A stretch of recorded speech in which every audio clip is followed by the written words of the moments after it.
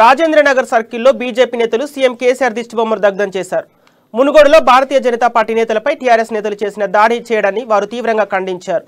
ఓటమి భయంతో టీఆర్ఎస్ కార్యకర్తలు బీజేపీ నాయకులపై భౌతిక దాడులకు తెగబడ్డారని ఆరోపించారు. బీజేపీ కార్యకర్తల ఓపికను సహనాన్ని పరీక్షించవద్దని సూచించారు.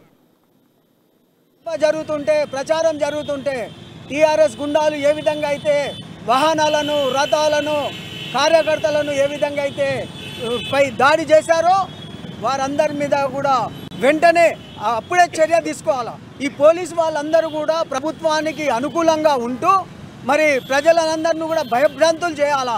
ఓడిపోతున్నటువంటి టీఆర్ఎస్ అభ్యర్థిని ఏ విధంగా గెలిపించుకోవాలా అరాచకాలతోననే ఉద్దేశంతోనే చేస్తున్నారు తప్ప ప్రజాస్వామ్యబద్ధంగా గెలవాలనేటువంటి ఆలోచన లేదు.